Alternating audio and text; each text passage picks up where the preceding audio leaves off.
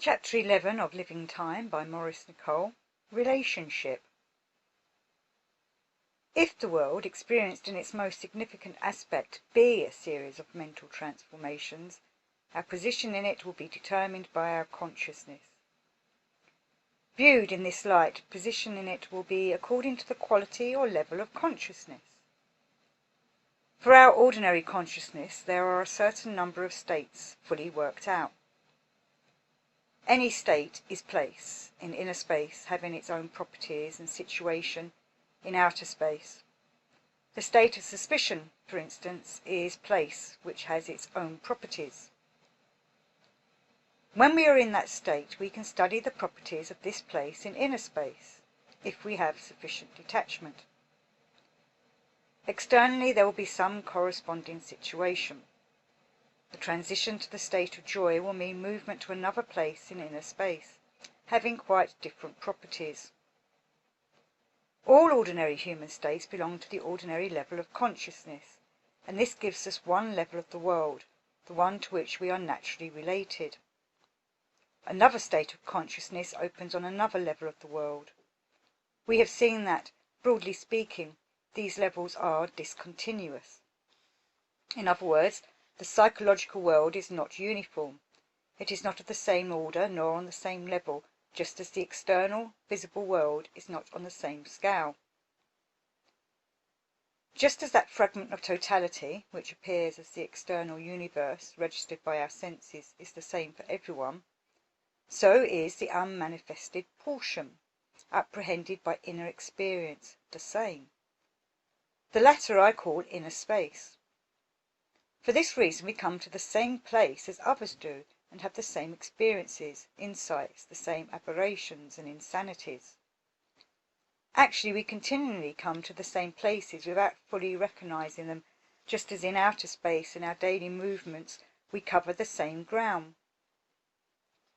Psychologically, we must always be somewhere in inner space, just as we must be in outer space.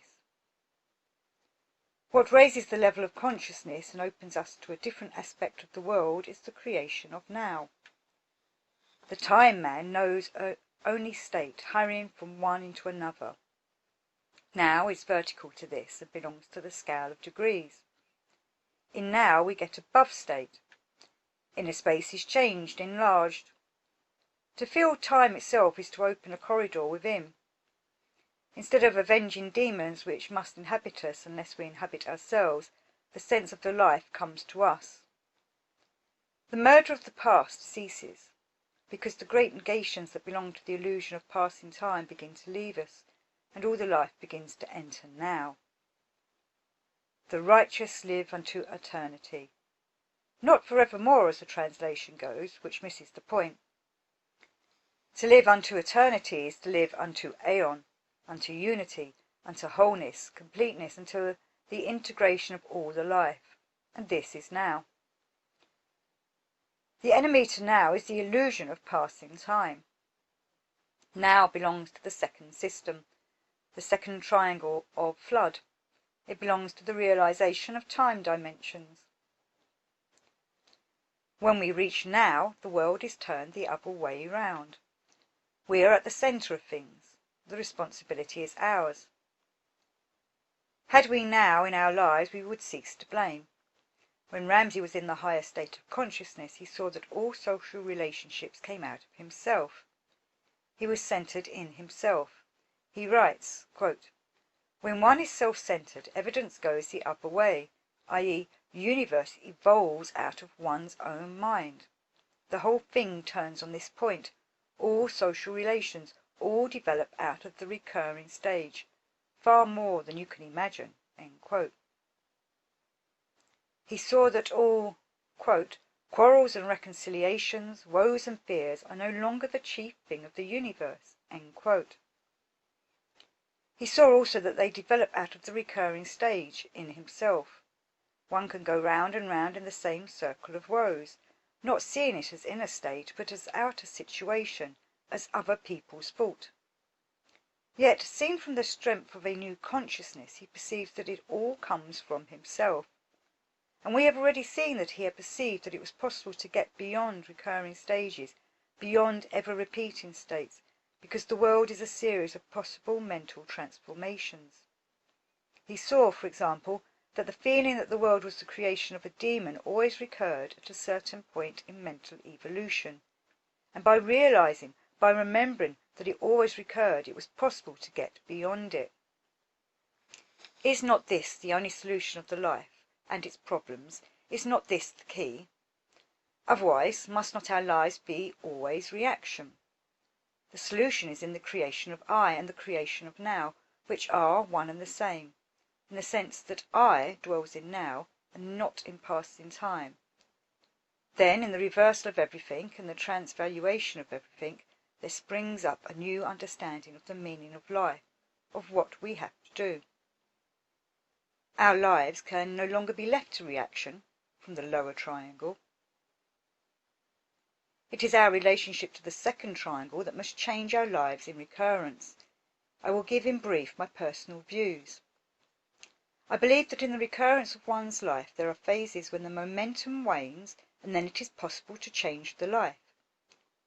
The Egyptian diagram, given on the title page, is one that I believe refers to the recurrence of the lives in the mystic ocean of existence. Origen says the Egyptians taught the idea of recurrence. The diagram represents a snake, sometimes called Apophis. The snake is often representative of time. The snake swallowing its own tail was supposed to represent eternity, i.e., the circular movement of time or the circle of the life. Apophis is the destroyer that has to be overcome. We find many Egyptian diagrams of this serpent being pinned down or transfixed by knives. Time, from one standpoint, is the destroyer. As mere passive creatures of passing time, we are continually destroyed by time. We are eaten by Apophis. The 4 sets of coils depicted in the diagram on the title page suggest to me that there may have been some teaching about 4 forms of recurrence, i.e., 4 kinds of life that we have to undergo in recurrent form, perhaps having to do with the 4 castes. I think Plato mentions only 3 successive choices of the life. The Egyptian diagram might be interpreted as meaning that we pass into some particular form of life that recurs and recurs until the momentum of this spiral rocket wanes and we reach a point of possible transition, when another form of life might be entered upon. Of course, this is purely speculative, but it would mean that when fully in one form of life, we would be under a certain momentum. We must certainly admit that we see people whose lives seem obviously wound up and go strongly under their own momentum. We also see people whose lives are not so obviously wound up and whom seem to be in some stage of transition. Or to change the metaphor, some people easily find ready-made shoes and walk without difficulty. Others find that they have to make shoes for themselves. It is just those people who do not find that life easily opens out to them, who may be in a position to change something in themselves and turn in new directions. In this connection I make the following tentative reflections. It must be remembered that the emphasis falls upon this life when it is seen in the light of recurrence. This life of ours here to which we must learn to say yea, and towards which we must find a new and individual responsibility. The most important things are other people and significant experiences. Of the latter we have spoken. There are significant people in our lives. Or there are people who become significant as soon as we feel the strong necessity to deal with ourselves. They are not necessarily those whom we or others suppose to be significant at first sight. We touch one another differently, affect one another in quite different ways. 2 people may be useful to one another, or quite useless in this recurrence. It is not a matter of propinquity, but of position in psychological space. From the standpoint of the re-entry of the life, our relationships to certain people begin to have a new and quite peculiar value, one that cannot ever be given by the notion of passing time. We meet again. Thus our relationships always lie ahead of us. This is the chief change of standpoint that it is necessary to make, for otherwise significant elements in our lives will not be understood. If we are blind to significant elements and do not value or understand them, they remain inactive in the life. But if we see them in a special light, they become active. We will give inner attention to them, inner feeling, inner thought, in a way impossible when we are gripped by the illusion of passing time. Conscience will begin, or consciousness in time. Now these active points lying in the life are to be thought of as capable of spreading their influences in either direction in the recurrences of the life, i.e. backwards and forwards, obliterating useless parts of the life by growing into them. By useless parts I mean accidental circumstances, contacts and phases in the life which have no real significance or only a harmful one. We must form the picture of the life as a growth, transverse to time, and capable of growing not merely in one part but in many parts, i.e. we must get rid of the idea that the life only grows from the present. This gives a wrong relation to the moment. The life may grow in all parts of itself, and we may be affected by these growing directions, in other parts of our personal time, even in the present. But a certain point of view is necessary to let in these growing influences, namely, a new sense of what the life means, and with it a new realization of what is significant, based on the constantly creative feeling of all the life. In the recurrence of the life we cannot then suppose that we will meet everything in just exactly the same way. Passing time brings us to each moment of our lives, as if to review it in detail. Were our consciousness different, each moment would be registered. We would see into each moment as thus leave a trace of ourselves. But this would be to dwell in now, wherein alone anything can be done. The potential of consciousness will be raised.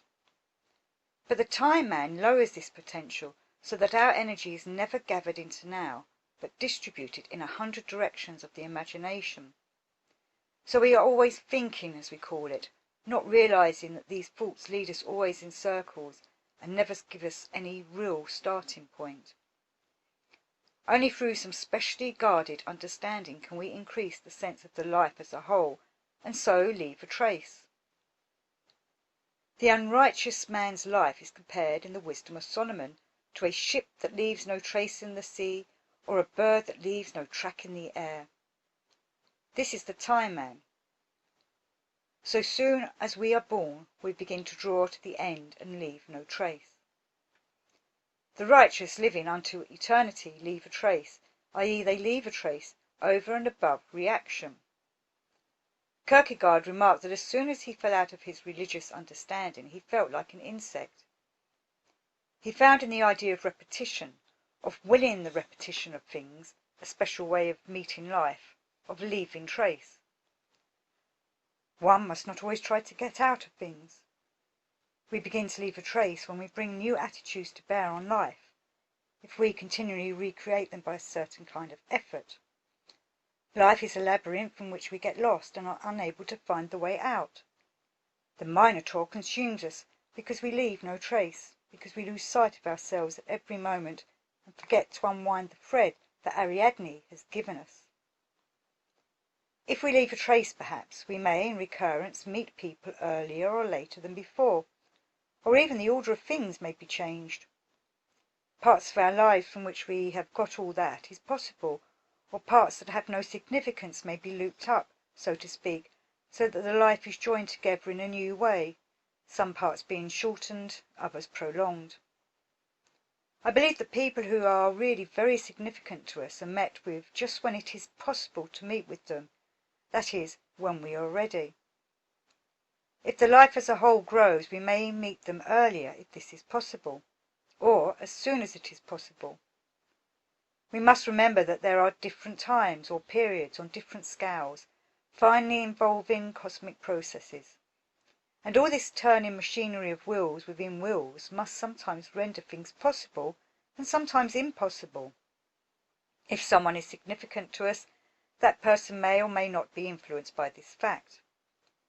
But if there is a special understanding in common, the influence must be mutual, and then the growth of one will be connected with the growth of the other.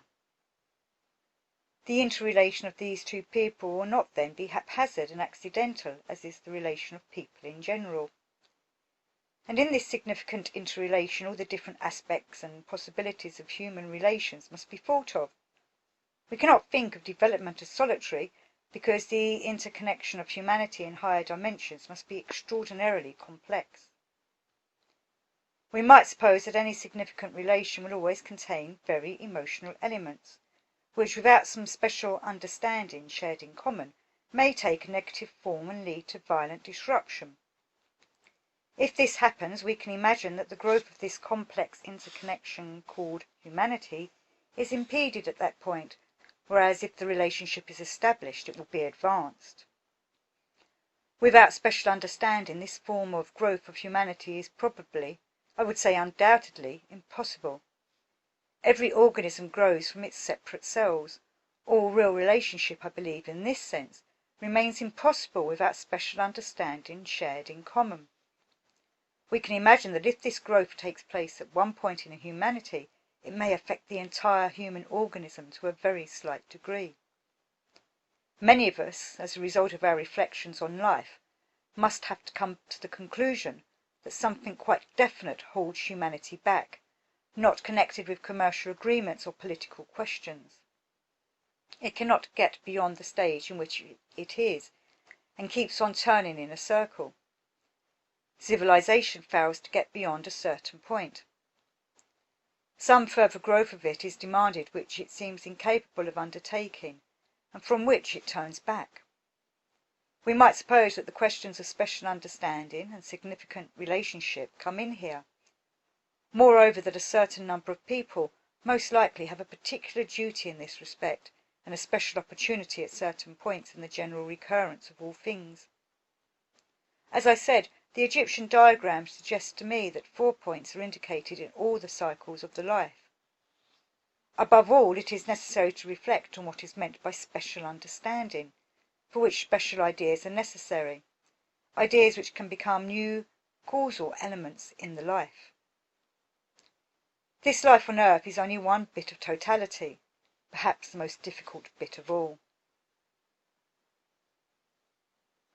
The whole question is about this higher level of consciousness and what will awaken it. In other words, what will awaken the active mind or second triangle. Nothing gained from books can possibly do this. It always remains a question of the inner perception of ideas. As I said at the beginning, this book is about 1 or 2 ideas, that is all.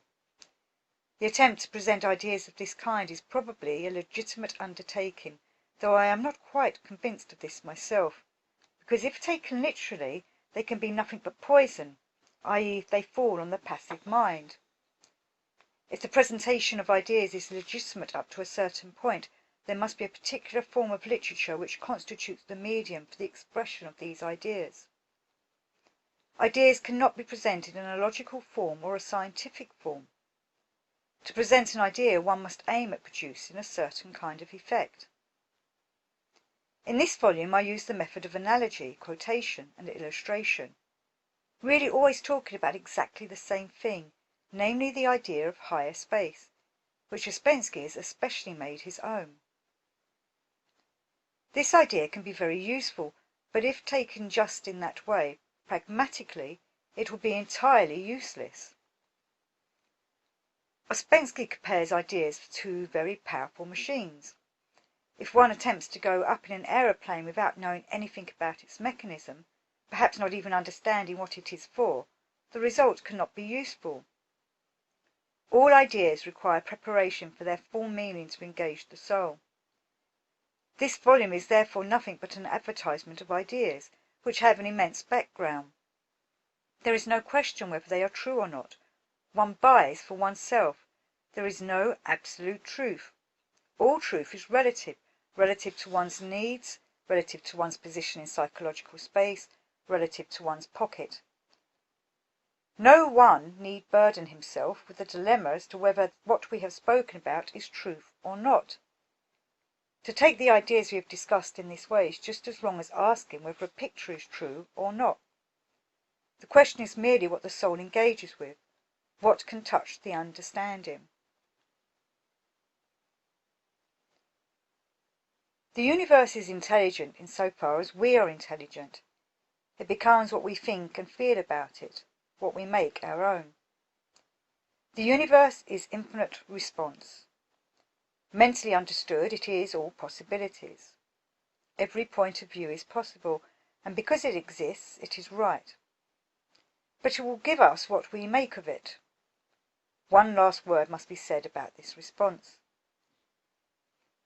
The response is more than what we furnish to produce this response.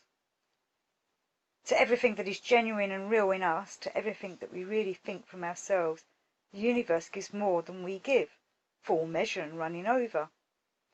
It is not simply response by reaction in a mechanical sense.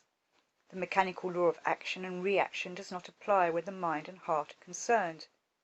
Because response is more, negation is dangerous. This is why, when we give up trying to understand anything, we do not merely halt, but begin to die. And this is why, in the other direction, if we struggle to create a special understanding of life, something begins to assist us. The universe undergoes a significant transformation for oneself. The universe is a series of possible mental transformations, one way or another. It is useless to try to settle, at the outset, whether the universe is good or bad. It is useless to start from any point outside oneself. All the standpoints that all human people reflect form a minute part of the world. The universe is universality, and therefore is all and one. So it is indifferent, neutral, that is, perfectly balanced. Only when one begins to change oneself does the universe change. That is the secret. We have the main idea of higher space. Associated with this, we have the idea of higher levels of consciousness connected with higher space. We have the idea of the existence of things in time itself, of all the life, and of the existence of a sense of I not comparable to any that we know while under the illusion of passing time. We have the idea of seeing things the other way round, as in the mirror of Athene, and with this the idea of awakening another psychological system in man, related to the cognition of higher space. We have the idea that when a thing ceases to exist for us in lower space, that its disappearance is comparable to the disappearance of the pencil from the range of vision of the paper world of beings. We have the idea that nothing perishes, and that the illusion of perishing arises owing to our limited perception of dimensions. We have the idea of faith being a form of mental effort to awaken the second system in man. We have the idea of the passive and the active mind. We have the idea of natural and spiritual interpretations of life and of different orders of truth and reality. We have the idea that man is natural and incomplete, because the second system is unawakened in him, because he has no true sense of self-existence, no real sense of I which belongs to a higher level, i.e. to the second system. Finally, we have the general idea that unless one sees the world differently, unless new ideas touch our consciousness, we cannot rise to any apprehension of the second system. To all that we know, naturally we must add something, and in this volume, this edition is taken in terms of adding first the dimension of time to our own lives and considering what this means for oneself.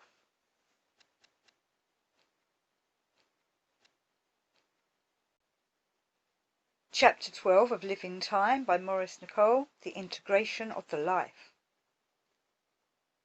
The attitude we come into possession of when the world in time is seen brings a new sense of environment. This corresponds to something innate in the soul. Our life surrounds us. It does not lie merely in tomorrow. It does not pass away. We need no longer put this sense of environment into some future hereafter to satisfy the soul. We labour in the permanent field of our own lives. And we labour also in the common and immense field of living time of which we inhabit a small portion. It is only our senses that turn all this into passing time and death and destruction.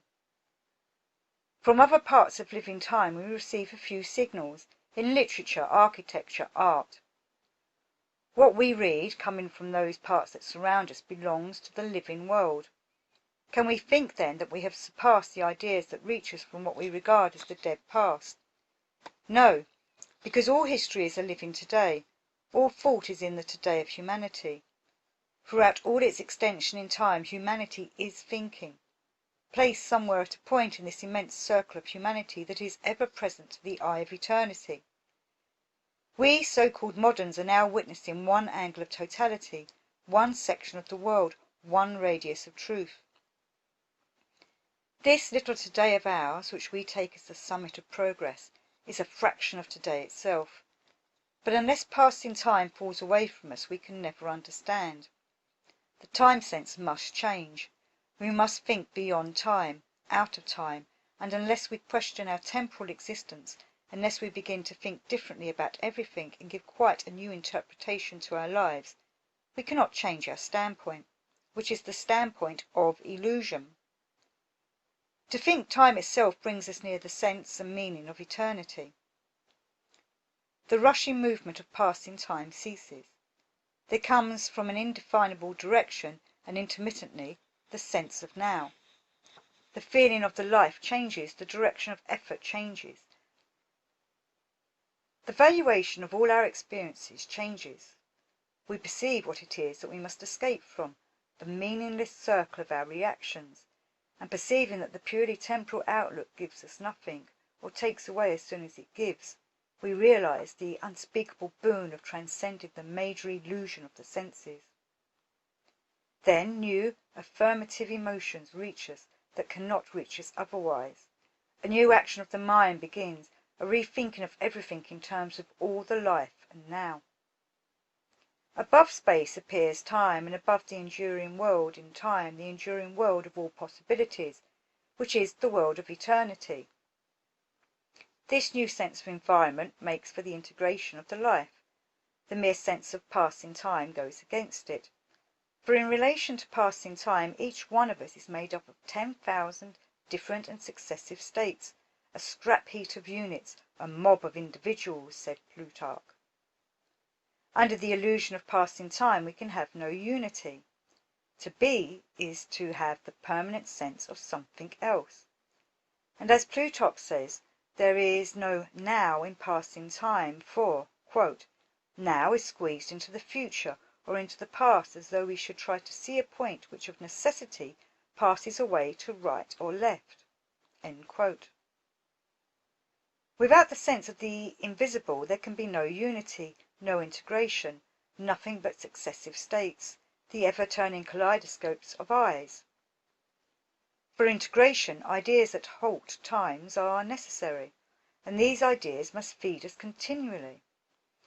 And it is only through that peculiar kind of effort whereby we realize our own invisibility that such ideas can reach and feed us. Without this effort we fall every moment prone and lifeless into the overwhelming stream of time and event, and the circle of our reactions. For at every moment we can sink down into our habitual state of consciousness, where no integration is possible, where indeed we are and can only be divided up into innumerable little contradictory parts, which continually steal us from ourselves. Then we lie asleep in appearances, lost to ourselves, for then the sense of ourselves is derived only from the ever-changing response to the flicker of appearances. Then every event carries us away. Every event fastens its mouth upon our energy and consumes it. Life carries us away, now up, then down, and the illusion of passing time, and the thinking only in terms of time, cause us to fix our eyes always on tomorrow, which never comes, for it is always tomorrow. So we live ahead of ourselves, strained out in time, and are never here, never in the place where we really are, the only place in which anything real can happen, in now. Were two people to meet in this place, they would indeed meet. They would know one another. But in passing time we cannot know one another. Our bodies jostle one another, but we have no time to know one another, nor do we have time to know ourselves, for we can only meet ourselves in now. All else is theory and fantasy. The mystery of time is in ourselves. We can struggle to awaken to a new sense of time and to a new sense of ourselves, and so get beyond what we think we are already, and what we think we know already. But in every struggle of this nature we will inevitably realize more and more that it is oneself that is the mystery, that the whole thing is in oneself, in what one takes as oneself. One will be forced more and more onto what one is, oneself. The mystic ocean of existence is not to be crossed as something outside ourselves, it is in oneself. A man must surely realize that it is invisibly in him. And when he really touches now, he will know that all his lives, lived and unlived, meet here, beyond all conditions of passing time, and that he has in himself all that is necessary for the overcoming of his most difficult problems, in this now, which, if he fails to discover, will be always replaced by the stream of passing time. Realizing what it would mean to hold now, he will catch a glimpse of the meaning of that strange phrase in the wisdom of Solomon: "He, perfected in a short time, fulfilled a long time." A double thought is necessary in all problems connected with higher space. In the spiral of our lives we may turn ceaselessly in one circle in absolute recurrence. All that is possible, potential, will remain unrealized. It exists but does not exist for us. There is the already there-ness of everything in higher space and the lack of individual realization of it in oneself. The road is there, but we do not necessarily go along it, but may walk round and round the same point, unable to escape from the circle of our associations and habitual reactions. Every further stage of ourselves is within us, above us. Below us lies what we are already, what we have done before. Below us, behind us, is the passive surrender to things, the inertia of the past, the habits of years, and the passive sensual mind, the mind of the senses, with its sole belief in appearances and passing time. At any point in our lives we are thus between two opposing forces, the force of the realized and the force of the unrealized, what we are and have been and what we may be. And what we may be is already there, as unhappy feeling, as incompleteness. It lies along an untrodden road which the active mind can only find. Thus there is always hidden in the centre of man's heart a problem, capable of so many different inadequate renderings and formulations. Seen from one angle, in order to go forward, a man must overcome the sensual interpretation of life which feeds the passive mind and weighs the past too much. He can only relate himself to new forces coming from that which he has not realized, through seeing things differently, through touching ideas that have transforming power and that can only be proved by his own experience of them, and never, evidentially, by an appeal to the outer world of the senses. From this standpoint, the world that we really live in is not the phenomenal world, but the psychological world, in which there is a psychological past and a psychological future. Here time passes into psychology. There is that which lies behind or below us, and that which lies in front of or above us, psychologically. That which lies above us is not in the future of passing time. Mere length of days will not bring us to it, for we can remain, psychologically, in the same part of the psychological world for all our remaining years, if we continue always to think in the same way and act with the same self-satisfaction. Time will then pass, but psychologically we will remain stationary, ever turning round the same circle in inner space with weakening pleasure. Our real future is our own growth, and the latter can only be into what is already there, but as far as each of us is concerned only potentially there, just as the North Pole is already there and forms a part of some people's experience, but for me still remains a possible experience in the already there-ness of known space. But if I think that I only live in the world registered by my senses and confuse growth with the passage of time, I will never be able to understand the direction in which my possible growth lies. I will always see it as outside me, in external activities, and in the direction of tomorrow. And the idea that I am not only always and necessarily somewhere in visible space, but also always and necessarily somewhere in invisible space will remain incomprehensible. But are we not always in two places? One in known three-dimensional space, the other in inner space, one in the material world, the other in the spiritual world. I am here in this street, in this house, at this moment, and I am also here, in the psychological world, in this state, in this mood, in this reaction, in this feeling, and at this point in the spiral of lives, in the ocean of existence. Could I realize this fully, then, would I know fully that what I do now is the only important thing. For to realize these two heres together is already to realize something of now, in which time halts. And if I can once begin to reach now, I will realize that every experience of it penetrates and recalls every other experience of it, in a manner that has nothing to do with sequence or date in passing time. For all moments of understanding lie close together. Realizing now, I perceive something that does not change, something that is both spectator of myself and really myself, in relationship to which all my temporal troubles and problems become small. Only then can I say these words that are so difficult to say in the right way, and are constantly used exactly in the wrong way. Nothing matters. For then it means that nothing matters save this feeling of now. And this is because in the presence of greater meaning all lesser meanings that fill our ordinary mind fall to the brim, shrink to their true proportions and cease to steal from us. For in the presence of greater meaning we are redeemed from everything small and trivial and absurd, and unless there were greater meaning men would have nothing to do, no goal, no aim, no direction, save that given by the outward senses.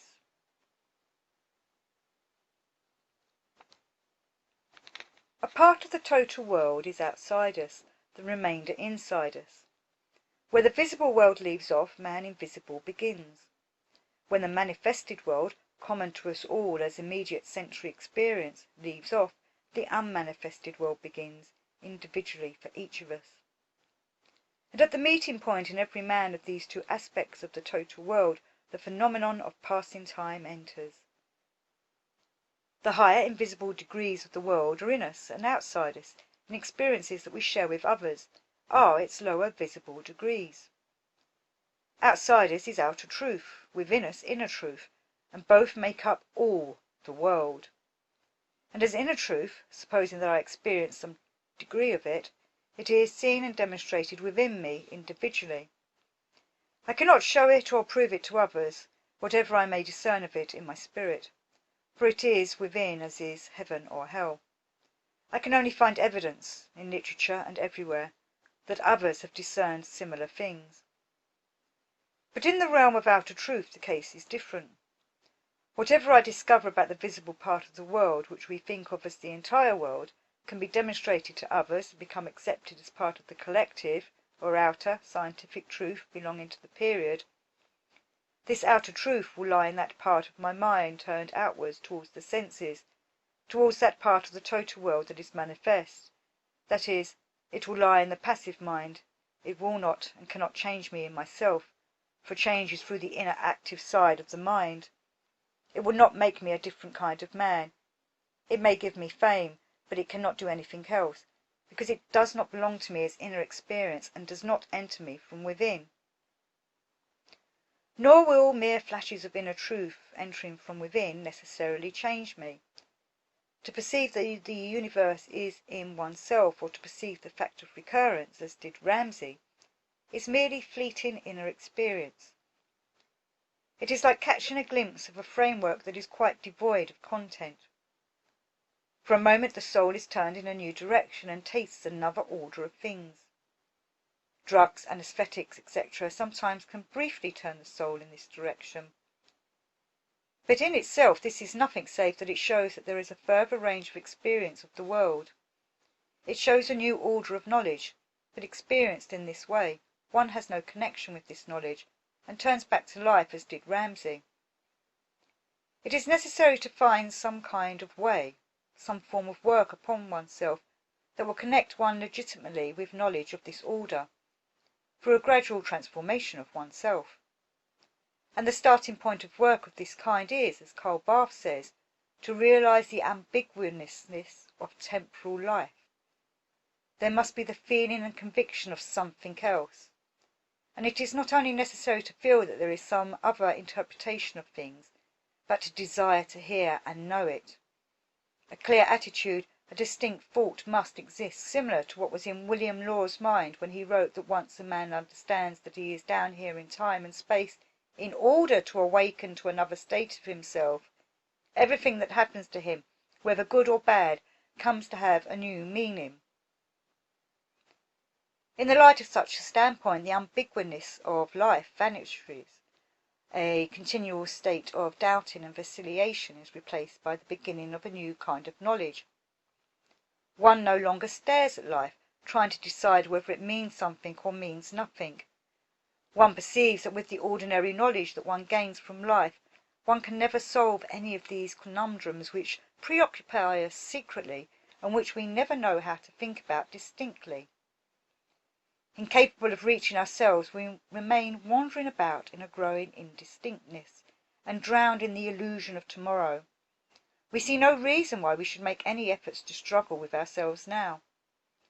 We cling to all the negations that belong to the illusion of passing time, and perhaps, as life seems to pass swiftly and forever away, comfort ourselves with the deadly dream that we have tried to do our best. To begin to awaken, it is necessary to begin to think what all this literature, philosophical, religious, mystical, and otherwise, is about, this literature of ideas which always reads so strangely. What is it about? In its true essence, it is always about the same thing, about knowledge without which we can never begin to understand the meaning of our existence. If we can ever find the right approach to it, we will find that it begins to answer just those questions that we are secretly preoccupied with, that have existed in us since childhood, and that belong to that part of ourselves that we have had to go on living without, as it were. We have had to leave behind. I mentioned that the Egyptian diagram on the title page might have to do with the 4 castes, i.e., man must experience in recurrent form 4 samples of lives beginning with the most menial. In other words, in crossing the ocean of existence, he crosses humanity itself in its main aspects. This diagram, if it has any connection with the repetition of the life, refers to 4 episodes, each one retraversed 7 times, i.e., the same kind of life recurs 7 times, and I will take it as meaning recurrence in the same part of time for any one episode or sample of life. Once worked out, once the spiral is accomplished, a new sample of life is begun, and I suppose that this would be in a different part of time. This is entirely speculative, but it gives a point of view that explains some of the inconsistencies of life. At this moment, every separate person in the visible world is at a certain point in this invisible system of 4 spirals that bridges the ocean of existence. If the 2 figures on either side of the Egyptian diagram are of different sex, this must mean that a change of sign takes place in the passage across the mystic ocean of existence. The termination of the life in full consciousness necessarily means the full awakening of the active mind, and this I understand as the head in the diagram which is next to what I take as the figure of Osiris. The life begins from the passive end, taken as Isis. Man as a spiral of lives lies between opposites. Man as time, man as 4-dimensional, 5-dimensional, 6-dimensional. If this interpretation has any truth in it, the diagram indicates an increasing consciousness in man who is developing as we might expect. Starting from a passive state in which he is only reaction to his senses, he can undergo a growth in consciousness and pass from a passive to an active state. I mean only that this is a possibility, because it is understandable that he may turn ceaselessly at one point in the spiral of lives, in absolute recurrence, and not advance through the pathway possible to him. A double thought is necessary here, as in all problems connected with higher space, namely the already there-ness of everything, and the individual realization of it. The road is there, but we do not necessarily go along it, but may walk round and round the same point, unable to escape from the circle of our habits. Isis as mother and Osiris as father, thought of as passive and active, can be connected with the two triangles of flood, material and spiritual.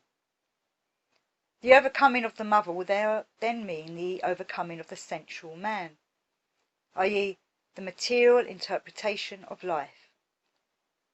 This will mean that there is always hidden in man's heart a problem which obviously can be interpreted in all sorts of different and inadequate ways. Everyone has always something to overcome in himself or herself, this mother, this passive mind, this passive surrender to things, this inertia, this past, this belief in appearances and passing time. At any point in our lives we are between two opposing forces. At every moment a man is between Isis and Osiris, as a possible form of Horus.